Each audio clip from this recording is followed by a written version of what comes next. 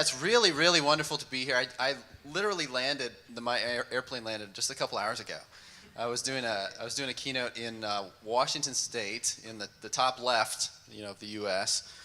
And it took a red eye to get here because I was just so excited to be with you all. So thank you so much for letting us share a few ideas. Yeah, I think I'm so energized. I think I'm still high. I think I'm still up in the sky somewhere. Yeah. No. You have to have a little fun, right? Part of this is being able to have some fun, so everyone relax a little, right? Yes, totally. Absolutely.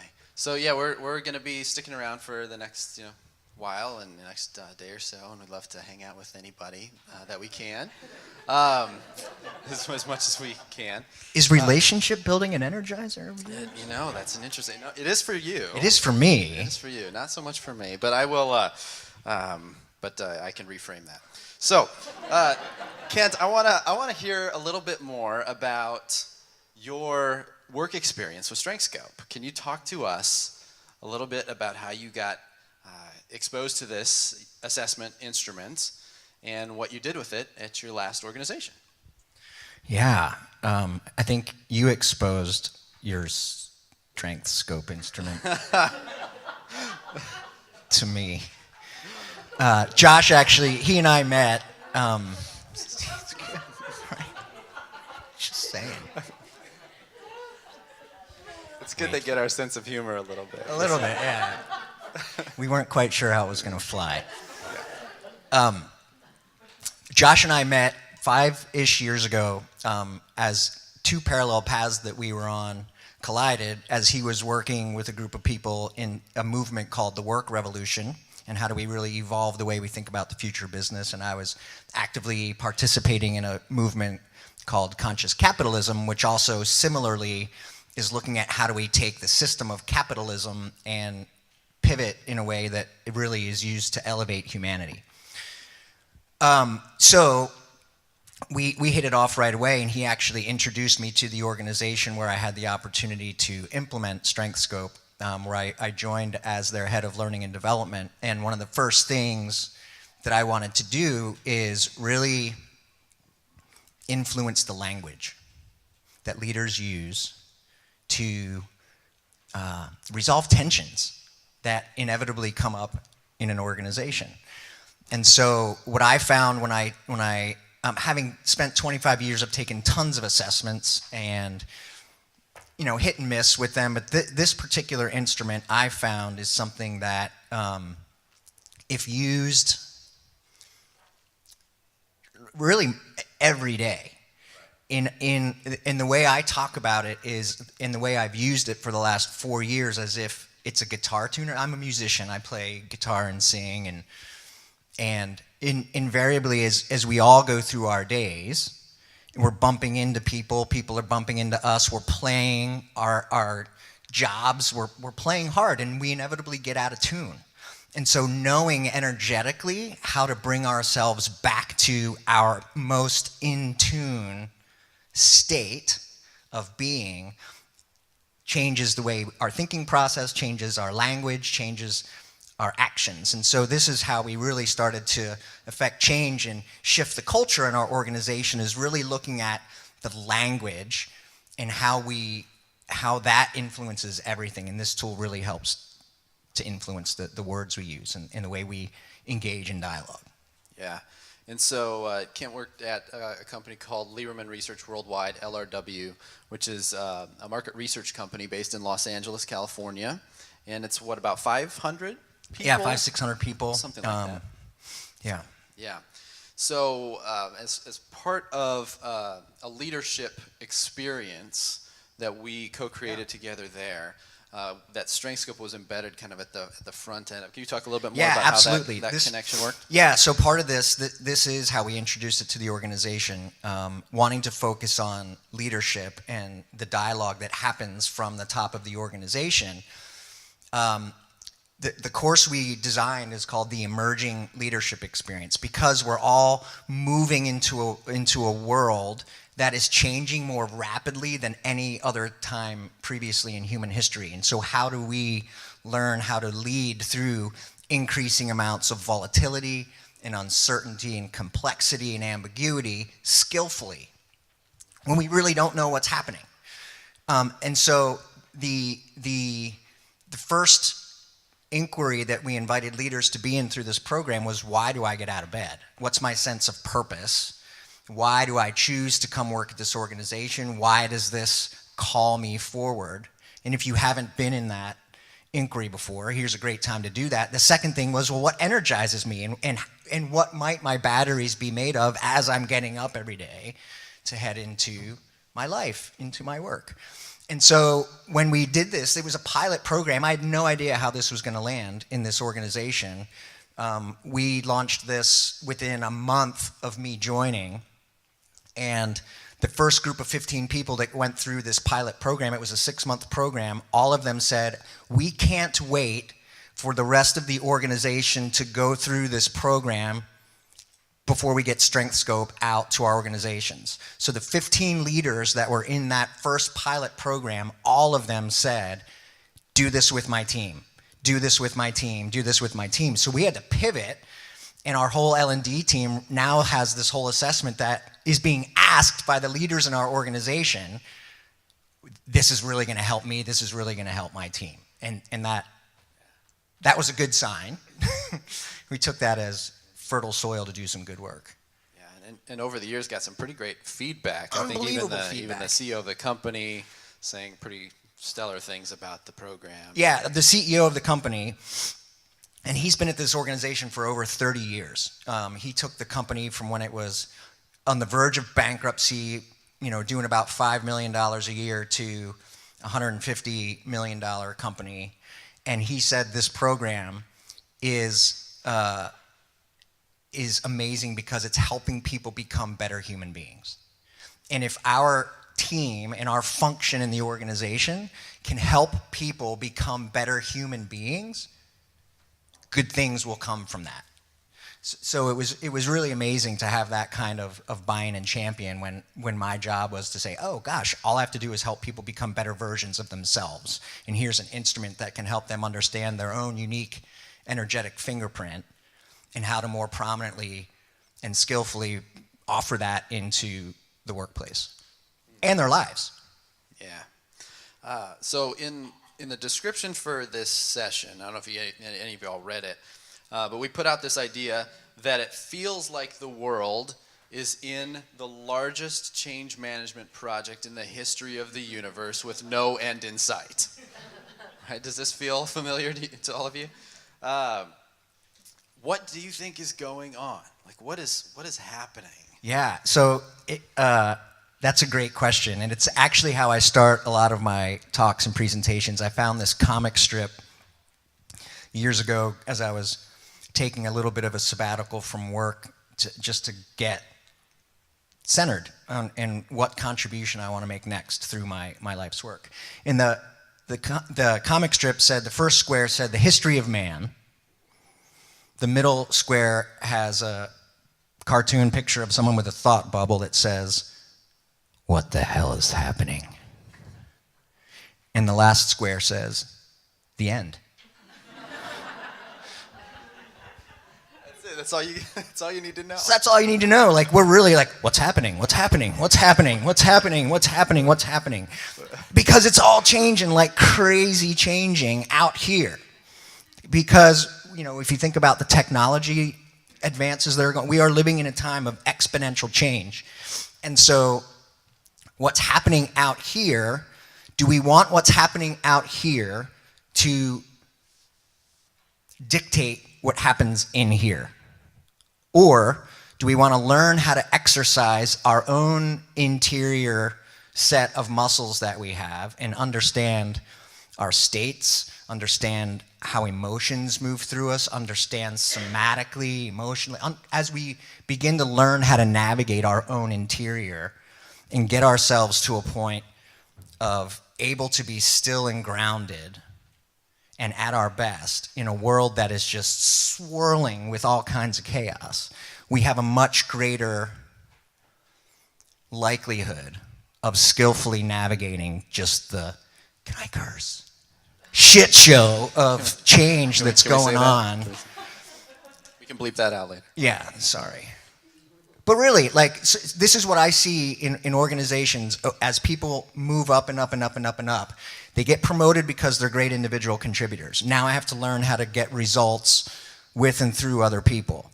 And every one of us is motivated and energized and makes meaning of that question, what the hell's happening? We all do this differently.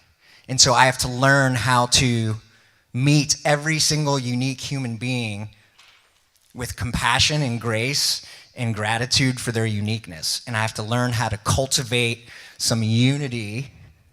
And so many leaders are just, we all have, there's this great work, sorry if I'm stealing the microphone. Keep going. Robert Keegan, who's the head of the developmental psychology department at Harvard University, does this great work, and he talks about deliberately developmental organizations. And in that work, he puts forth the notion that most people have a second job, full-time job that they're doing at work that no one's asked them to do and no one's getting paid to do. And that is to look good. And so we spend all this time trying to look good and like, it's the show. So if we can, as leaders, we have to set the container for allow people to drop all those artifices and charades and just come and bring their full self and their unique genius and learn how to leverage that. And it's one of the most challenging skills that leaders can develop is to learn how to manage their own interior and allow everyone else to do that. But that's this upgraded operating system that we have to learn how to install and be with others in allowing them to be more at their best. That's the only way we're going to collectively get through this sweeping change of what's happening in information technology, in politics and healthcare, and in all the systems that were born out of the industrialization of the world are all failing and they're all collapsing. And in this wake of massive change and evolution, we have to find some centering way to understand how we can skillfully navigate that at our best. And I think that this instrument is a hallmark, an incredible instrument that helps us learn how to do that. Yeah. And then some research, you should drop it. That was good. That was a good rant. Sorry. I liked it. Some research that you all may or may not have seen from Deloitte over the last, and this is two different studies, but speak exactly, I think, to Kent's point, is one of them is a study around passion in the workplace. Have you guys seen this? So you look at how many people are not passionate about their work. It's 87.7% of people spend their lives doing the majority of their time something that they are not passionate about doing. Almost 90% of people. What is that? That's wrong. Yes. And then the other study that I think is really interesting that came out just last year showed that one of the top priorities of executives is to fundamentally redesign the organization itself. 92% of executives believe that the organization itself needs to be fundamentally reorganized. They just don't know how. They don't know how to do this. So this is something that we talk about a lot in the U.S. territory. Does the Strengthscope approach, does an energy-based approach give us an insight into a new operating system? And so right now, the primary operating system of work, I would say, is fear-based. Right? Everything comes back to fear. I'm afraid that you're not going to do your job, so I have to micromanage you. I'm afraid that you're going to make a bad decision, so I can't trust you. Right? Everything comes, there's just so, and you guys, you know this, if you've been in any organization ever, right? It's just dripping with fear. And fear does not create innovation. It doesn't create collaboration, engagement. Engagement, yeah. Yeah. So, I think to Kent's point, there's this operating system failure that's going on in the organizations that we see. So there's an organizational operating system that needs an upgrade. We need to move beyond this industrial way of thinking about people. move away from managers being our dominant operating system of work. And we believe that if we put energy at the center of a new operating system, both in an organization and at the center of your own operating system, like as a leader, as a person, if I start with energy, if I start with when I'm at my best, when I'm in my peak state of flow, then everything starts to make more sense. Put energy at the center, and everything starts to make more sense. And it's almost like there's some sort of natural order precedent for putting energy at the center. Think about the solar system. sun. Think about the solar system, right? Like energy is at the center of everything. And yet, this is not the way we orient our organizations or our lives. It's right now currently kind of an afterthought. Anything you want to add to? Yeah, no, this fits really nicely into, and we do talk about this a lot among ourselves, and we talk about this a lot within our clients and within our tribe of practitioners that are growing in the U.S. 3 simple words: be, do, and have. Has anyone heard this riff before? A couple people. So many times people start with, well, what do I want to have? Well, I want to have this outcome or this outcome or this outcome. Cool. What do I have to do in order to have that? And I do, and I do, and I do, and I do, and I do, and I do to have, and I do to have. And most of our conversations in organizations, if you're thinking about it, you're not doing this right. You're not working hard enough. You're not this and that. We're not having the results from you, so you have to do more of this. You have to do less of this. La, la, la, la, la, la, la, la. And all the while, we never attend to the being question, like how I feel and how am I? And so we end up doing to have until we're burned out, until we're these stress balls, fear mongers, because like we're just wrapped up in this do to have hamster wheel. If we can start with energy, and it's like, as human beings, what is my state of being, and how do I organize myself, my work, my life, my relationships that allow me to be Kent at his best, and can I do things and make choices that reinforce this state of being so that I end up spending more time doing things that help me be more genuinely me. And what I have, it's okay. Not to say we always get everything we're going to get, we always want, but if we have a much greater likelihood, again, of having these results if we understand our way of being at our best, and how do we create patterns and habits and commitments and decisions that reinforce that way of being.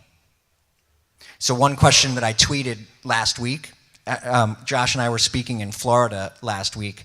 Does anyone know who Stephen Kotler is and Jamie Wheel? They are authors and study flow states. They've got a great new book out called Stealing Fire. They have a project called the Flow Genome Project, and it's all about, they study a lot of extreme athletes and how do we cultivate peak human performance through flow states. And the question that came to me recently is, what would happen if we were to organize companies around human flow versus cash flow? And the research that I've seen, so I tweeted this and I said, at Stephen Kotler. And then he befriended me on LinkedIn, and I'm like, yes. Like, so how do we all participate, and how does language and our own internal dialogue and our own energy help us access these flow states more greatly? And the research that he's seen by McKinsey state that if everyone in an organization were to be able to spend 20% more time in flow, organizational productivity would double.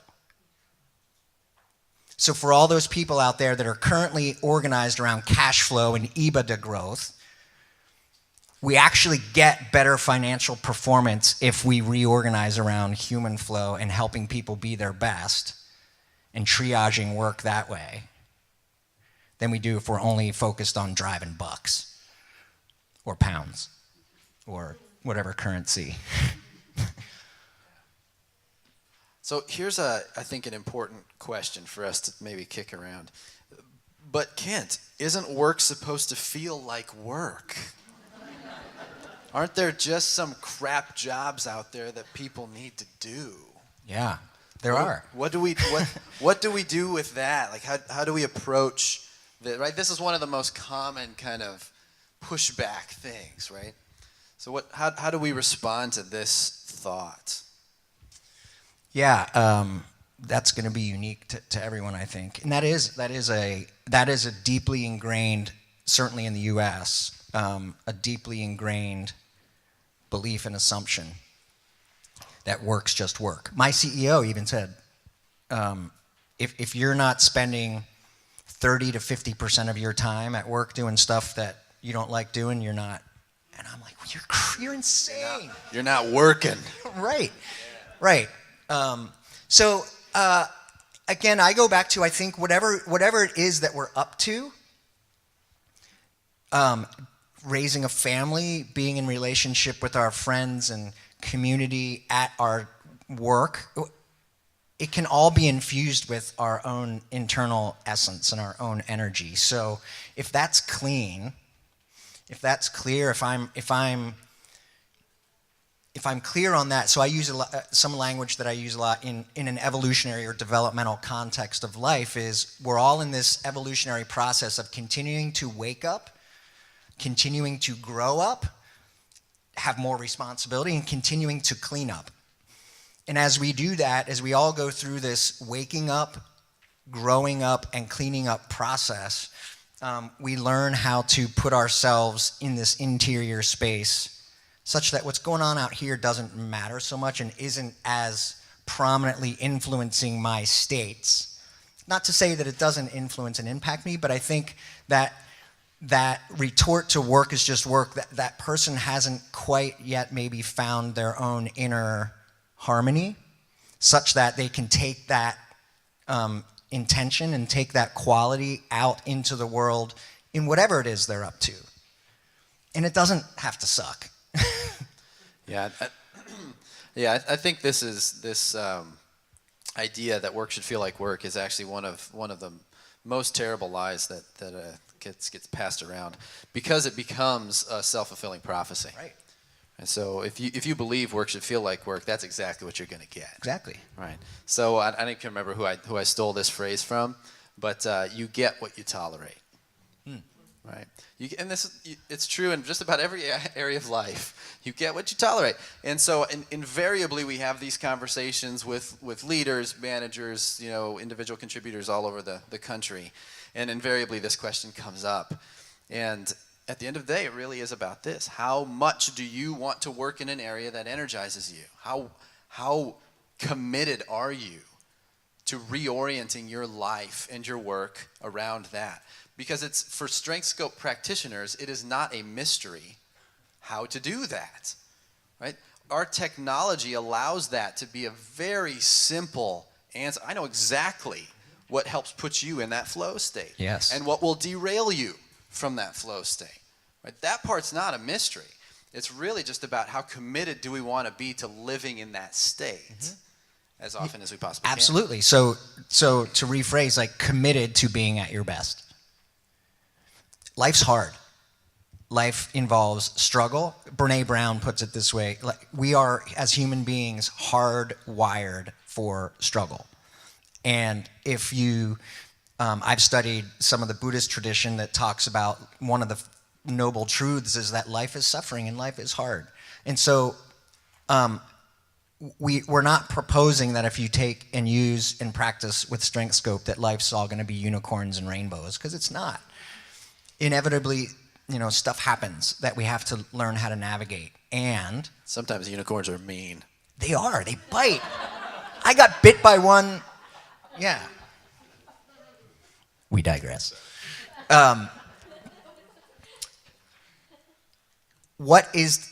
keep going back to what gives us the best chance to skillfully face and navigate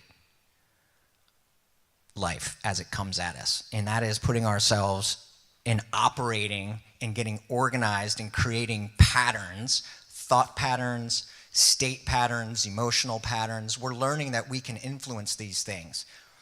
and they're not just hardwired, right? So that's this operating system that we're talking about, is learning how to exercise and influence the more subtle dimensions of our humanity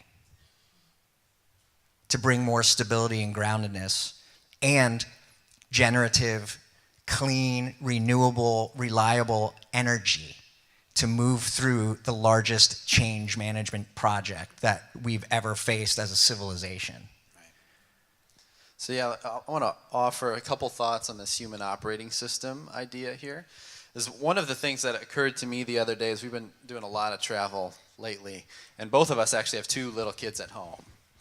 And so I've really intensely recognized the finiteness of my energy over the last few years of having 2 little kids and then just kind of trying to build what we're trying to build.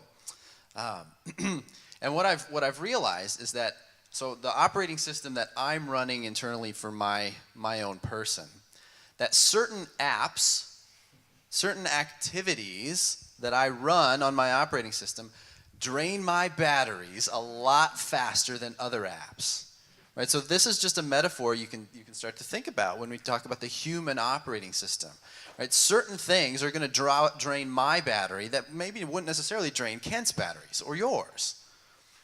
But my batteries are mine, and so I think this was just something that occurred to me the other night, is that, man, some of these apps that I run, some of the activities, when I'm doing them, I can keep going.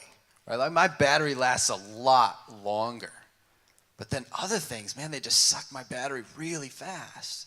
Right? So just a metaphor, again, to think about, how do we start with energy? How do you put energy at the center of your human operating system?